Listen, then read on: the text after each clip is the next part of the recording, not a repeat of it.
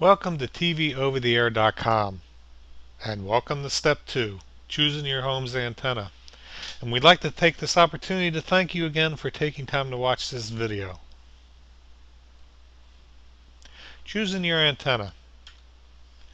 This is where the rubber's really going to meet the road, folks. And you're going to get the chance to choose your antenna. My goal here is to get you in and out as cheaply as possible and still have you obtaining something that will work great. I know some people will disagree with my choices.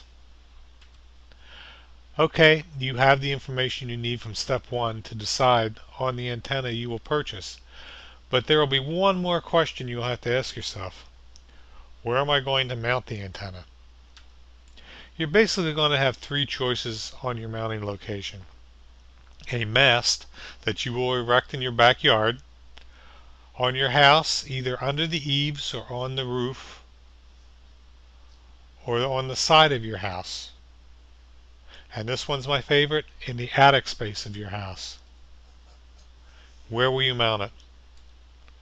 The first mounting location, which is a mast, we will be leaving to the more adept construction folks in the audience. After all, if you're capable of erecting a mast by yourself, you sure as heck don't need this tutorial. Second one, which is under the eaves or on the side of the house, is pretty self-explanatory, and you will need a way of mounting the antenna. You can do this with either a galvanized steel pole or a satellite dish mounting bracket.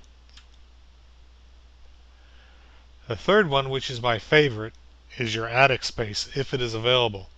This eliminates a lot of problems if you can accomplish it. By keeping the antenna out of the prying eyes of any homeowner association people, keeping it out of the weather, and it might be easier to even provide a potential power source for the amplifier. One word of caution though, and we mentioned this earlier. The fact that you're putting it inside a structure will mean that you'll have some signal loss. Remember, you can always pick the larger antenna to compensate for that loss. Different types of antennas. Now let's take a look at the different types of antennas you'll be able to choose from.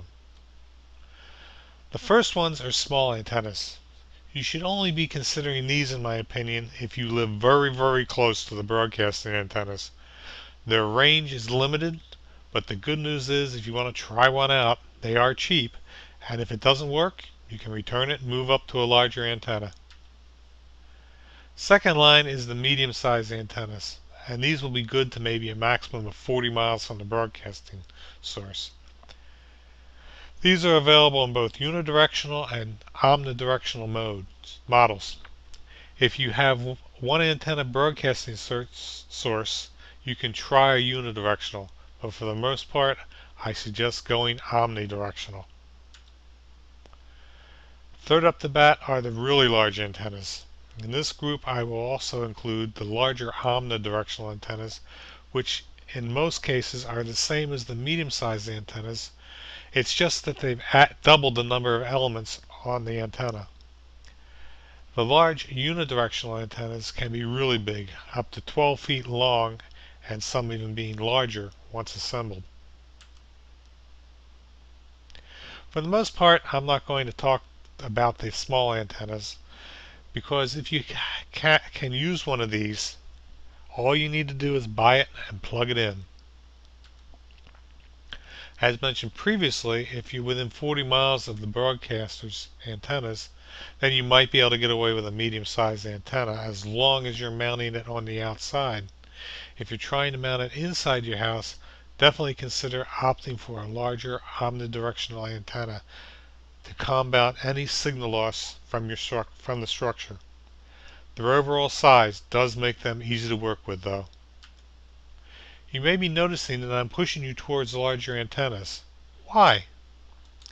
Because I really don't want you going to the trouble of mounting this thing and then finding out that you undersized it. All that work in your attic space or maybe on a ladder outside your house will have to be duplicated as you take down one that didn't work and put up one that does.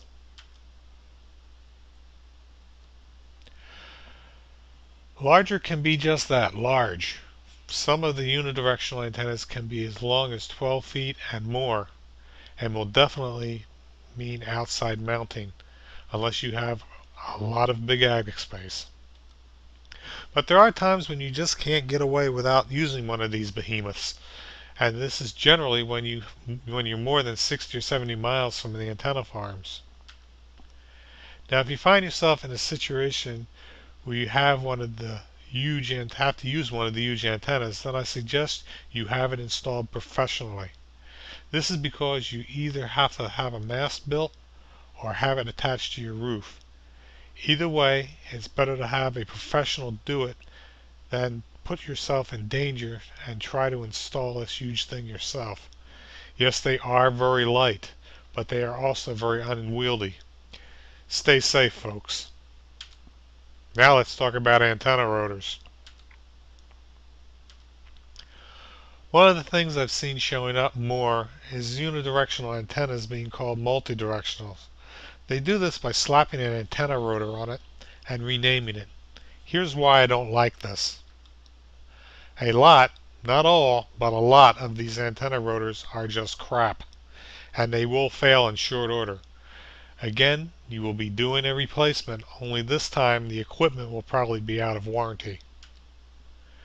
If you have more than one antenna farm that you have to deal with, then you will constantly be adjusting the position of the antenna to get the best signal.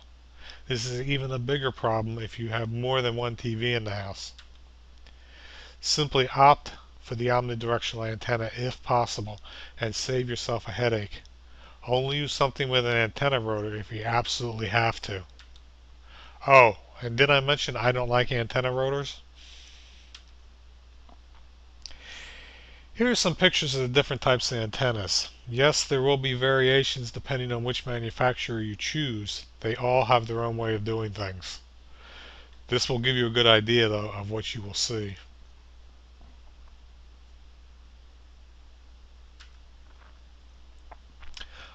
On to step 3. Okay, so we've been through the 3 basic antenna types, and you should now have a pretty good idea which antenna you're going to need. Basically, in my opinion, it's fairly easy. You will either need a medium-sized omnidirectional, large-sized omnidirectional, or in extreme cases, a large-sized unidirectional. Just remember that if you're unsure, err on the side of the larger antenna. Let's get moving on to step 3 so you can see how to put this all together. We will also be adding some other equipment into the mix.